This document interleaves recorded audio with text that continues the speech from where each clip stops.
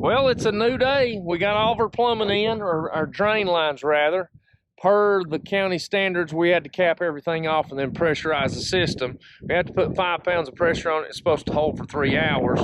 But after we finished the drain lines the other day, it started raining, so it was a little muddy in here. So we got back in and finally capped them. They tested out, but it's been sitting here for probably 3 days now with 5 pounds of pressure on it. So I think we're in pretty good shape. So next on the agenda is I'm going to fill all my ditches in with gravel. Now it's going to eat several rock to fill these up, but the reason I wanted these drain lines to be so deep is, one, I wanted my septic tank to be a little deeper in the ground, but the main reason is I want where my footers come through on the house, I wanted all these drain lines to be below the footers.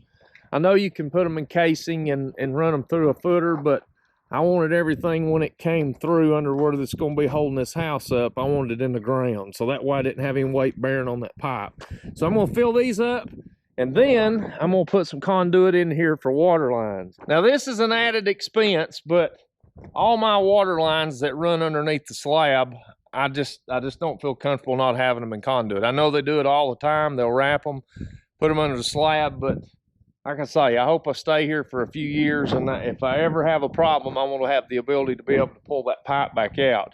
So I'm going to circulate from a water heater standpoint, and we'll get into that later on, but I want my water to circulate through the house, but I did not want any joints underneath the concrete. So what I'm going to do is water line will come through here to its destination, it'll stub up, and then if it's in that loop, it'll stub back down and go back through. So I won't have any connections underneath my slab.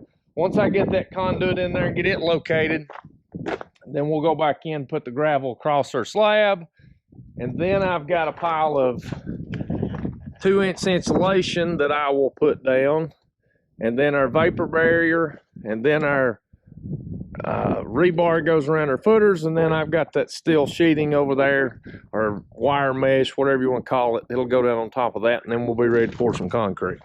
So for now, let's throw some rock in the ditch.